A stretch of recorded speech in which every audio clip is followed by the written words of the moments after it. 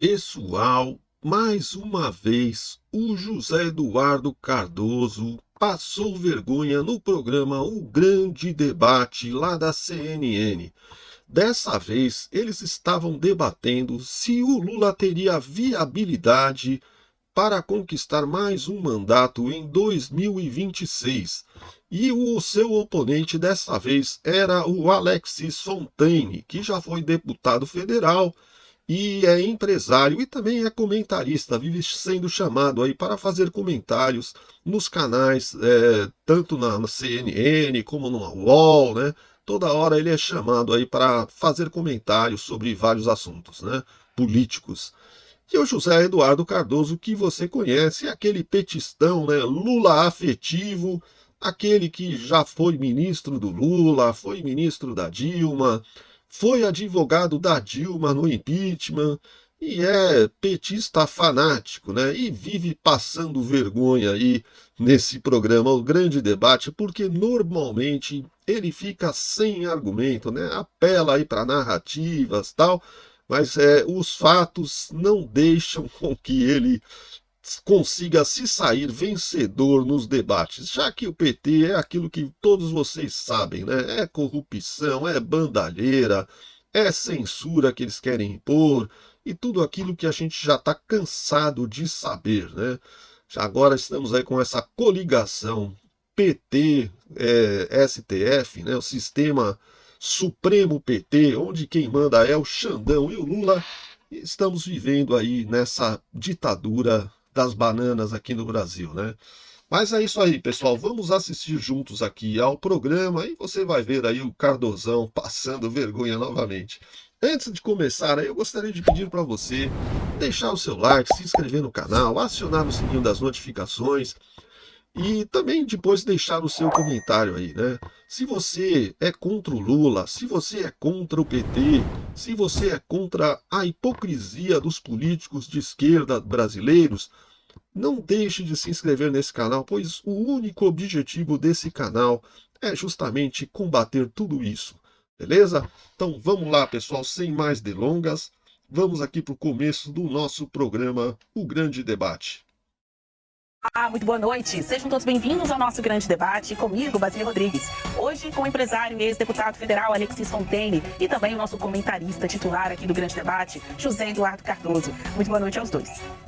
Uma nova pesquisa do Instituto Datafolha aponta que a reprovação do presidente Lula continua em alta. 40% dos entrevistados disseram que a administração petista é ruim ou péssima, 31% que é regular e 28% que é ótima ou boa. Mesmo com os números mostrando uma desaprovação grande, o presidente Lula afirmou hoje que foi uma, abre aspas, coisa de Deus, fecha aspas, ter sido eleito para a presidência da República 3 vezes e que, se brincar, terá uma quarta. Vamos ouvir. Só pode ser coisa de Deus, gente, não tem outra coisa para explicar. E não é virar presidente, não. É virar presidente 1, 2 e 3 vezes. E se brincar, vai ter a 4ª vez. Se prepare, porque é o seguinte: esse país não vai cair na mão da extrema-direita. Não vai cair. Esse país aprendeu a gostar de democracia e nós vamos fazer a democracia prevalecer nesse país. Indo direto ao debate, começando hoje pelo Fontaine. Boa noite, Fontaine. Lula teria viabilidade, na sua avaliação, para um 4º mandato? Lembrando que é o presidente da República atualmente com o maior número de mandatos. A gente vive o Lula 3. Será que vem um 4º por aí? Boa noite, Basília. Boa noite, senador Cardoso, aqui as saudações à audiência da CNN. Eu entendo que não. Eu acho que ele não tem a menor viabilidade para esse 4º mandato, né? E se tem uma coisa que nós temos que dizer claramente, que tudo que Lula ou seja, o que ele não é democrático. Porque o que ele tem mostrado é uma violência à democracia, tem abusado da democracia. Por um projeto de poder que está extremamente ultrapassado, que já mostrou para o mundo que é uma proliferação de miséria, de pobreza, né? Todas essas experiências que foram feitas no passado, com socialismo, com comunismo, isso aí mostrou a desgraça que é para o Brasil. Agora, quando ele fala que é democrático, que o Brasil gosta de democracia, e eu falo claramente que Lula não é nada democrático, é porque ele se abraça, se envolve com ditadores, ele se envolve com amizades que são pessoas extremamente autoritárias, como Hugo Chávez, Daniel Ortega, abraça o Putin, fica enaltecendo o Hamas, o Hezbollah. Ele simplesmente é alinhado com todas as ditaduras. Depois ele também sugere que um emissário da China venha ao Brasil para censurar as redes e ajudar o Brasil a tirar o TikTok, né, a tirar as outras redes para poder tirar as ferramentas democráticas, aí sim, de você poder se expressar. Sem falar de toda essa necessidade louca de querer acabar com a liberdade de expressão no Brasil. Quer dizer, como que alguém pode ser democrata desse jeito? E eu só fico imaginando que talvez seja aquela democracia relativa que ele fica falando, o que tem na Venezuela, o que tem na Nicarágua, o que tem na Coreia do Norte, onde ou aquele que é opositor é envenenado, ele é preso, ele é morto por acaso, que acontece muito lá na Rússia, ou as fraudes nas votações, como aconteceu na Venezuela, ou simplesmente, como na Coreia do Norte, todo mundo vota no ditador, porque se também não votar, some. É esse o tipo de democracia relativa. E ainda tem uma outra coisa que é incrível. Ele se diz democrata, mas ele não aceita outro resultado que não seja o dele. E chama todo mundo, que não é ele, de extrema-direita. Quer dizer, é uma pessoa agressiva, ele está com um discurso extremamente agressivo, de ditador, efetivamente, de tipo assim, só dá para mim, só eu posso, porque todo mundo é extrema-direita nesse país. E aí o pior, aí que realmente choca a todos aqueles que são cristãos, uma pessoa que se diz comunista, com muito orgulho, que se diz comunista, graças a Deus, aí essa frase inclusive é do Dino, não é nem dele, mas está na mesma linha, não pode falar em milagre, não pode falar em Deus, porque eles não acreditam nisso, eles nunca acreditaram nisso. Ou seja, essa fala ofende a democracia, ofende ao brasileiro e ofende as eleições 2026. O voto é secreto, mas eu tenho certeza que o Alexis não vota no Lula. E eu vou dobrar aqui a aposta e dizer que eu acho que o Cardoso vota sim, para 2026. Cardoso, Alexis disse que Lula tem se mostrado um político agressivo e ditador. O presidente acabou de falar que, com a ajuda de Deus, ele venceu em 2022. Será que o voto divino também vai prevalecer nas próximas eleições e Lula ganhar um quarto mandato? Olá, Basílio, olá, Alexis. Eu me lembro, ouvindo o Alexis falar, eu me lembro de 2005, que era aquele momento que explodiu aquela crise do chamado mensalão. E no Congresso Nacional, nas ruas, acabou o Lula. O Lula acabou. A ponto que, inclusive, recordo que a oposição dizia, não vamos nem pedir o impeachment, vamos deixar ele sangrando. Pois não é que aqueles que diziam que o Lula tinha acabado, que estava destruído, tiveram que amargar a vitória dele para um segundo mandato? Tiveram que amargar que ele fizesse uma sucessora? Então eu fico perguntando, aqueles que diziam que era inviável uma eleição do Lula em 2005 terão feito sua meia-culpa? Acredito que não. E acho que a mesma coisa se coloca hoje. Mesma coisa. Por quê? De fato, as pesquisas já foram melhores para Lula. Mostrou-se agora que, apesar de toda a crise do INSS, que se dizia ia arrebentar a imagem do governo, a pesquisa está mais ou menos no mesmo patamar da pesquisa anterior. O que se pode dizer é que interrompeu o crescimento, o resgate. Fato. Ou seja, tem muito chão pela frente. Eu acho que Lula é viável, sim, está em excelentes condições de saúde e é um candidato que as pesquisas mostram venceria a eleição hoje. Então, efetivamente, me parece difícil dizer que ele está inviabilizado para a próxima eleição. Mas vamos à dimensão democrática do Lula, que foi citada pelo Alexis. Veja, é curioso essa ideia de ele abraça ditadores, ele está lá. Bem, uma coisa é o chefe de Estado que tem que se relacionar com todos os países. O mesmo com o Bolsonaro. Ué, Bolsonaro não esteve na Hungria, não se refugiou na Embaixada da Hungria, que é uma autocracia. Bolsonaro não recebeu um presentinho, um reloginho, que depois ele vendeu, da Arábia Saudita, que tem aquelas características todas de autoritarismo que há pouco o Alexis mencionou. Ele não esteve na Rússia abraçando o mesmo Putin. Ora, ou seja, chefes de Estado fazem isso. A Meloni, que é de extrema-direita, não veio abraçar o Lula? Assim se comportam os chefes de Estado. Às vezes com maior prazer, às vezes com menor prazer, de acordo com o seu afinamento político e ideológico. Agora, o conceito de democracia me parece então mais interessante quando se chama Lula de antidemocrata. Por quê? Porque aqueles que costumam dizer que Lula é um antidemocrata, acham Trump um grande democrata. Dizem que os Estados Unidos é um paraíso de democracia. Claro que antes, nunca viam lá o que acontecia em Guantánamo, as torturas, as ofensas ao Estado de Direito. Mas agora, como pode dizer que Trump é um democrata? Com esse massacre que ele faz, evidentemente, em relação a todos aqueles que defendem a Palestina. Com esse corte de verbas nas universidades. Olha, se você se manifestou pela Palestina, estudante, a universidade deixou, eu vou cortar verbas da universidade, porque, afinal de contas, os professores não votam em mim. É democrático isso? Esse é o democrata? Esse é o país da liberdade de opinião? Esse é o presidente que é o farol da democracia? E o Lula não, o Lula é autoritário. O Lula que se recusou a um terceiro mandato certo, que teria ganho. Naquele momento, ele foi o presidente com a maior aprovação da história. Não quis. Não pretendeu mudar o mandato, como outros presidentes do Brasil fizeram, para mudar a regra do jogo.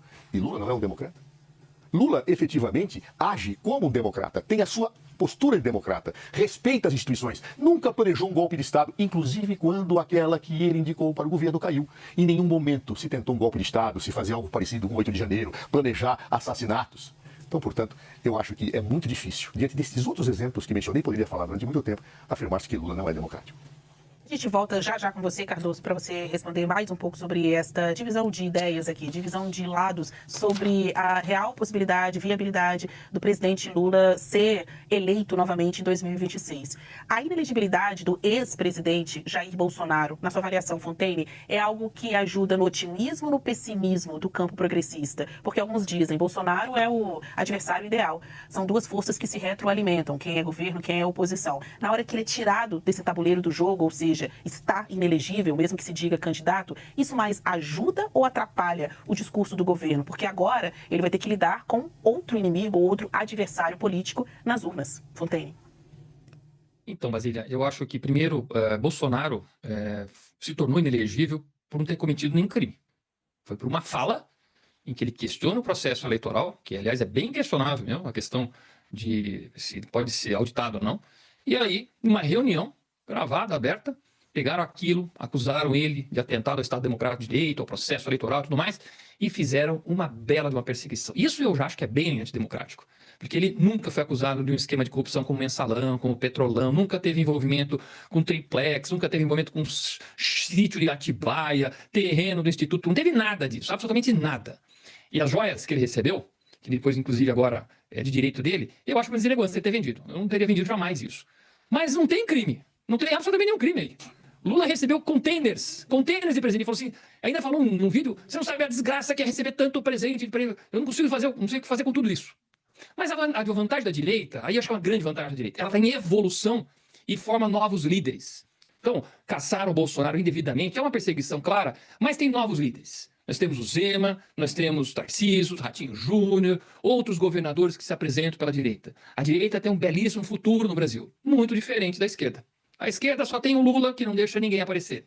E um dia que o Lula partir, que todo mundo parte dessa vida, escrevam o que eu estou falando. A esquerda vai entrar numa autofagia, uma briga de bolos com Gleisi, com todo mundo, com Haddad. Todo mundo vai querer ser o dono do legado do Lula. E aí ela vai se desintegrar. Vai ser uma briga só. A direita, nesse sentido, conversa melhor, vai ter boas sugestões. E eu entendo que 2026 vai ser um ano muito bom para a direita, sejam senadores, deputados federais e o presidente da República. Alexis, em 30 segundinhos, para Lula, é melhor o Bolsonaro inelegível ou não? Para o Lula, é melhor que ele seja elegível. Cardoso, para você, a mesma questão. Se são opositores perfeitos, né, um ajuda o outro, o fato do ex-presidente Jair Bolsonaro estar inelegível é algo que mais ajuda ou atrapalha o Lula? É motivo de pessimismo ou de otimismo para a esquerda? Nesse momento eu acho absolutamente indiferente, porque veja, hoje se disputasse Lula e Bolsonaro, pegando o quadro de hoje, Lula ganharia. Como também ganharia dos outros que aparecem. Mas a dinâmica eleitoral é muito clara. O Lula é um líder consolidado de um campo centro-esquerda democrática, e até pegando setores da centro-direita. Outro lado, nós temos a extrema-direita, e, a meu ver, essa definição é correta, porque quem tem um líder que tenta um golpe de Estado é extrema-direita. Quem defende fuzilamento de Fernando Henrique Cardoso é de extrema-direita. Isso é extremismo. Né? Quem planeja assassinato é extremista, ou será que democratas planejam assassinatos daqueles que divergem dele? Não é? Ou seja, esta situação especificamente coloca neste plano o espectro Jair Bolsonaro à extrema-direita. Muito bem. Essa extrema-direita que o Alexis diz que dialoga tão bem, não tem acontecido isso nas eleições. Nós vimos aí a direita dialogando nas eleições municipais, muitas vezes se pegando. E vemos aqui a possibilidade de um grande racha na direita, com mais de uma candidatura a presidente da República. Isso é fato. A esquerda não tem. Por quê? Porque tem um líder unificado, que é Luiz Inácio da Silva. É verdade. Se não houvesse Lula, seguramente poderia haver um racha na esquerda. Isso é absolutamente razoável de dizer. O problema é que, como não há Bolsonaro, há um possível racha na direita. Quem será o candidato? Será o Tarcísio? Será o Eduardo Bolsonaro? Será a Michele? Será o Caiado? Quem será? O Ratinho Júnior? Quem vai ser o candidato? Eu não sei dizer se vão conseguir unificar tranquilamente. A sensação que tenho é que não vão conseguir unificar tranquilamente. Então você corre ter uma divisão nesse segmento, inclusive com ataques frontais, com ataques brutais daqueles que são candidatos. Então, essa leitura, portanto, me parece que hoje, no dia de hoje, é absolutamente diferente. Eu não sei, primeiro, quem será o candidato. Segundo, eu não sei se será o candidato da extrema-direita. Terceiro, eu não sei efetivamente que forças políticas apoiarão a extrema-direita, porque às vezes o centro apoia a extrema-direita. Claro, isso é da vida. Eu não creio que ninguém de esquerda apoiaria a extrema-direita. Mas acho que o centro, efetivamente, ele pode, em dados momentos, apoiar, porque ele tem uma estratégia um pouco pragmática. Né? O chamado centrão, por exemplo, ele é pragmático. Uma parte foi para Jair Bolsonaro, com o Valdemar da Costa Neto, outra parte apoia o Lula, mas não apoia, e assim é a vida. A vida é assim. Então, portanto, respondendo bem objetivamente a tua pergunta, eu não sei quem será o candidato da extrema-direita. Portanto, neste momento é absolutamente indiferente. Aliás, quem se prepara para uma disputa tem que depois avaliar as fraquezas do adversário para competir. Mas não pode escolher o adversário com quem irá se defrontar. Eu ia encerrar esse bloco, mas a cara do Alexis Fontaine tá provocativa. Parece que ele quer responder você, Cardoso, mais alguns segundinhos. Então eu vou dar considerações finais neste nosso primeiro bloco, aí 30 segundos a 1 minuto para cada lado, chamando atenção para o fato de que o Alexis aponta que do lado da direita você tem opções e do lado da esquerda você tem inimigos, opositores, pessoas que vão se estapear em busca desse legado do presidente Luiz Inácio Lula da Silva, que é o candidato de 2026. Estão pensando da herança, mas o homem está aí. Ele é o candidato. Os progressistas, os esquerdistas, enfim, os lulistas ou aqueles que simplesmente não querem saber dos bolsonaristas votam em Lula. Então, para você, Alexis, 1 minuto final aí nesse debate, porque um grande debate é feito por palavras, mas também expressões. Quais são as suas considerações? A minha consideração é que a esquerda é muito boa narrativa. Não existe extrema-direita, só ficam falando de extrema-direita. Eu não fico falando de extrema-esquerda, porque existe só uma pontinha da esquerda que é realmente extremista no Brasil, e existe lá. Agora o Lula está se encaixando lá, porque inclusive ele fala que é comunista. Quem é comunista é de extrema-esquerda, tá certo? Mas extrema-direita não existe. Eu não sou de extrema-direita, eu sou de direita, eu acredito em desenvolvimento, eu acredito em apartheid, esse tipo de bobagens aí. Então a gente não existe essa bobagem de extrema-direita no Brasil, e fica pregando isso. Então eu dou muita risada a isso, porque o Cardoso falou acho que 10 vezes extrema-direita, para poder cravar essa narrativa. Mas não existe. Existem as pessoas de bem e que acreditam nas ideologias de direita. Cardoso, agora com você, essa eleição de 2026 é da direita, da esquerda, do centro ou dos extremos? Bom, eu como sou uma pessoa do mal, porque eu defendo a esquerda, não é? Eu pessoalmente acho que os livros nos mostram, de ciência política, que existe a extrema esquerda, existe sim, às vezes em maior número, às vezes em menor número. Como também existe a extrema-direita. Dizer que o comunismo é de extrema esquerda é desconhecer o processo da evolução do comunismo ao longo dos tempos. O eurocomunismo era extremista? Não, não. Hoje, a profusão e a quantidade de comunistas que são religiosos, não tem que ter a cabeça em 1917, tá? Ou seja, a expressão comunismo não se associa a Lenin apenas ou a Stalin. Ela foi evoluindo ao longo do tempo e a gente, como comentarista, tem o dever de acompanhar a evolução das ideias políticas. Não é? Tem vários comunistas, ou filiados ao Partido Comunista, que são religiosos. Exemplo, Flávio Dino, que é um homem extremamente religioso. Claro, é sabido, notório, quem o conhece, né? Cita a Bíblia de cabeça, inclusive, em várias passagens. Ou seja, esse tipo de visão, acho que tem que ser moldada à realidade histórica. Comunismo teve uma evolução ao longo do tempo, temos várias correntes. Tá? Nós não podemos pensar em comunismo com a cabeça de 1917, lendo o Estado e a Revolução de Lenin. Aliados de Lula avaliam uma visita do presidente a Cristina Kirchner, ex-presidente da Argentina, caso a justiça do país permita. Kirchner foi condenada a 6 anos de prisão pelo suposto favorecimento de empresários em 51 licitações de obras rodoviárias durante seus mandatos presidenciais. A visita de Lula, que vai sim à Argentina em julho, seria uma retribuição ao apoio que recebeu da peronista quando esteve preso no Brasil em 2018, naquele processo complexo da Lava Jato. Agora a gente vai ao debate, começando neste bloco pelo Cardoso. Uma visita aqui a Cristina Kirchner, Cardoso, na sua avaliação, pode impactar na imagem do Lula, ainda mais em um ano que antecede as eleições? Veja, a Argentina terá, possível e provavelmente, a sua segunda presidente da República presa, desde que era uma república constitucional. O primeiro foi Carlos Menem, que era justamente um presidente que fez um mandato de direita, absolutamente identificado com o neoliberalismo. Todos se lembram das privatizações que Menem desenvolveu na Argentina. Bem, ela será a segunda. É inadequado pessoas que são amigas visitarem outras quando são presas? Não, não é inadequado. Ah, mas a Cristina Kirchner foi condenada por corrupção. Veja, há muita discussão sobre esses processos, se eles são válidos ou não são válidos, se são perseguição política ou não. Claro, eu não tenho condições de avaliar, como tive condições de avaliar o caso do presidente Lula e como tive condições de avaliar o caso do presidente Humala, porque fui chamado a analisar os processos, eu vi os processos e digo, naqueles 2 casos era uma perseguição. O da Cristina eu não tive essa oportunidade de poder fazer isso. Agora, acho absolutamente normal que Dilma, Lula, que tiveram sempre uma relação pessoal e amigável com Cristina Kirchner, visitem. Qual é a ofensa disso? Amanhã depois, se Jair Bolsonaro for preso, não poderá o presidente da Argentina visitá-lo? Haverá alguma ofensa a isso? Claro que não. Ou seja, isto é absolutamente normal. E digo que prejudicará a imagem por quê? Prejudicou a imagem da Cristina Kirchner quando ela foi solidária a Lula? Prejudicará a imagem do presidente da Argentina se ele se solidarizar com Bolsonaro, se eventualmente ele vier a ser preso no Brasil? Não. Nós temos que entender que as pessoas têm relações humanas e que o ódio ao adversário não pode esgarçar certas situações que se constroem ao longo da vida. Infelizmente, o extremismo, e existe extrema-direita e extrema-esquerda, o extremismo leva as pessoas pura e simplesmente a não enxergarem a dimensão humana da vida. Lula pode visitar Cristina Kirchner se estiver convencido de que é uma perseguição política como um gesto de solidariedade, mas também sempre estará embutido um gesto de solidariedade pessoal. Fontaine, aqui na resposta do Cardoso, ele fez uma linha histórica, né, traçou aí um paralelo entre o caso de Lula na Lava Jato, o caso da Cristina Kirchner nessa condenação mais recente e, no meio disso, também o caso do ex-presidente do Peru, Ollanta Humala, e da ex-primeira-dama Nadine Heredia, que inclusive veio para o Brasil. Tendo esse histórico do caso do Peru, e agora com esta vontade, desejo de visitar a ex-presidente da Argentina, você acha que convém o presidente Lula sair do Brasil e ir à Argentina visitar a Kirchner, ou isso pode impactar negativamente na imagem do presidente? Mas a visita, na verdade, é uma questão do Mercosul, né? Que o Brasil assume a presidência. Mas ele vai visitar a Cristina Kirchner, e é esperado mesmo, porque afinal de contas eles sempre foram alinhados, eles sempre foram daquele grande grupo lá do Foro de São Paulo, tal, que foi criado aqui em São Paulo, com alinhamento de todos os grupos de esquerda da América Latina, né, que tinha, esse grupo era um grupo de socialistas, comunistas, anti-imperialistas, tal, e que se uniam para poder fazer uma força e poder conquistar as presidências de vários países aqui da América Latina, e tiveram sucesso, vários, né, acabaram tendo governos de esquerda, tiveram também acompanhados esses esquemas de corrupção por todos os lados, né? Odebrecht teve em vários desses países, teve Peru, Panamá, Costa Rica, Argentina não tenho muita certeza que ele esteve lá, mas que estão falando de empreiteiras também, então a gente acaba associando ao mesmo problema. E vários deles tiveram condenação, inclusive o Brasil também, né? Vamos lembrar que vários foram condenados no Mensalão, no Petrolão, várias empreiteiras, vários empreiteiros, e aí políticos, tudo. A diferença é que no Peru a justiça está funcionando bem, prende-se, acusa-se e vai manter preso, espero. Na Argentina está acontecendo a mesma coisa, e no Brasil nós estamos dando um mau exemplo para a população brasileira, descondenando as pessoas, libertando todo mundo, e aí nós temos o que nós temos, tá certo? A sensação de que a justiça não está sendo feita no Brasil. Mas eu acho que o Lula está fazendo a parte dele, é esperado dele exatamente isso. É isso.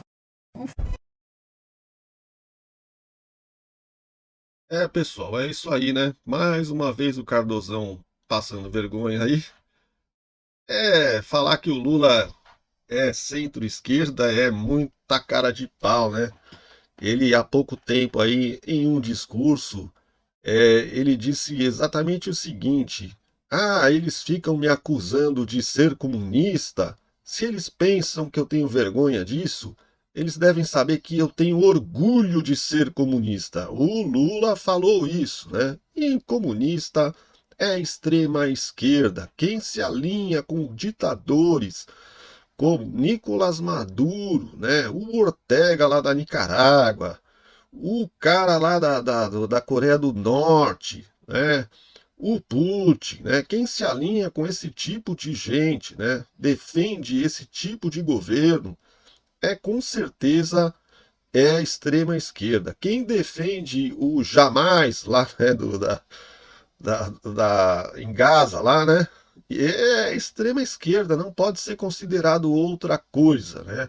O Lula era, no primeiro e no segundo mandato, centro-esquerda, né? Hoje em dia o Lula é extrema esquerda, né?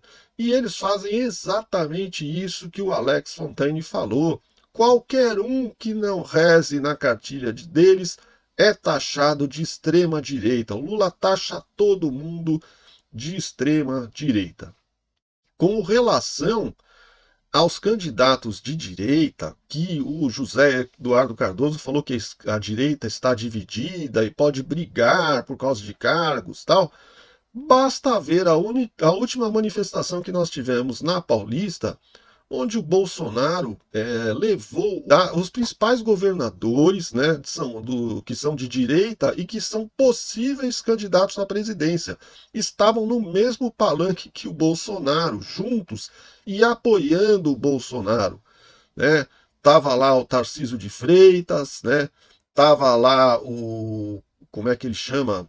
Lá o de Goiás, fugiu o nome dele agora, mas estava lá o pessoal todo de direita, estava lá junto, né? Tava todo mundo junto, apoiando o Bolsonaro.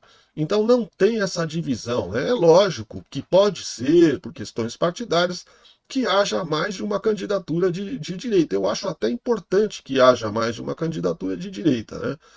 E aí, no segundo turno, com certeza, todos vão se unir para votar contra o Lula.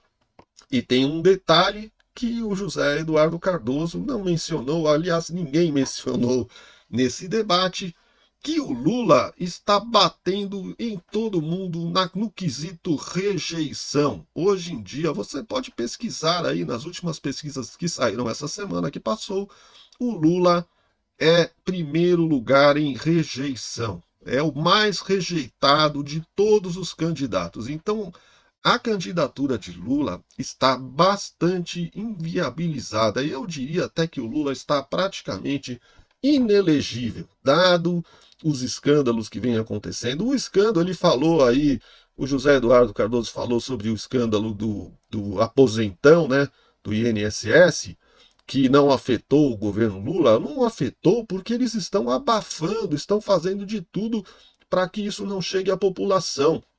Se vocês repararem, até agora não foi instaurada a CPMI sobre esse escândalo.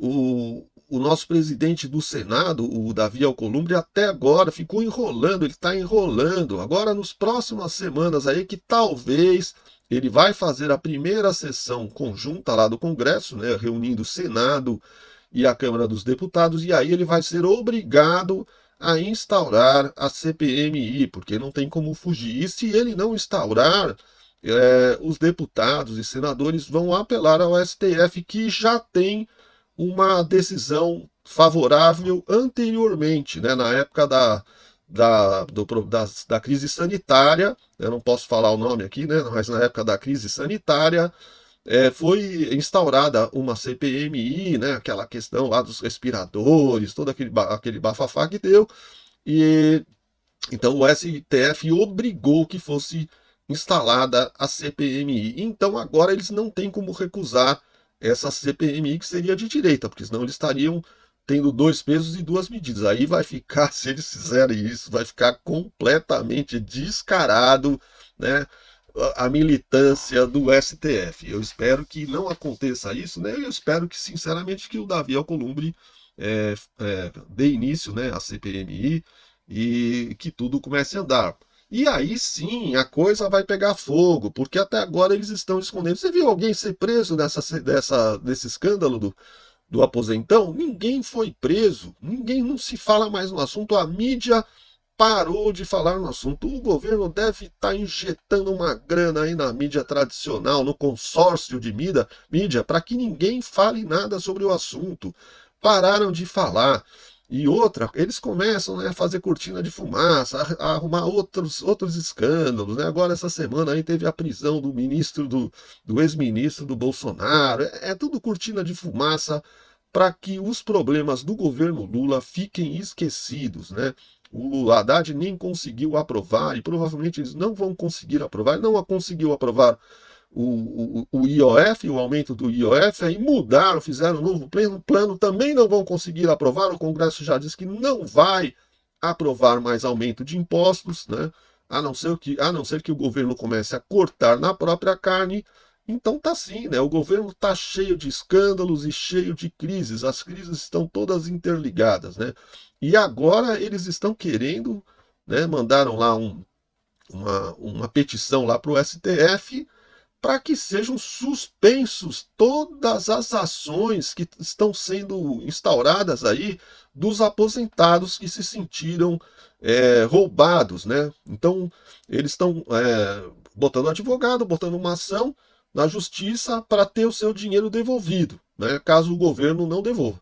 E aí o Lula quer cancelar todas essas ações e impedir que os velhinhos recorram à justiça para ter o seu dinheiro de volta, o seu direito restabelecido. É um absurdo, é vergonhoso. Todas essas coisas vão vir à tona e o governo vai derreter muito mais do que já está derretendo. Eu vou ficando por aqui, espero que vocês tenham gostado do vídeo aí. Se vocês gostaram, deixa o seu like, se inscreve no canal, aciona o sininho das notificações e deixa o seu comentário, beleza? Um grande abraço, fiquem com Deus e que Deus possa cuidar do nosso país. Um grande abraço.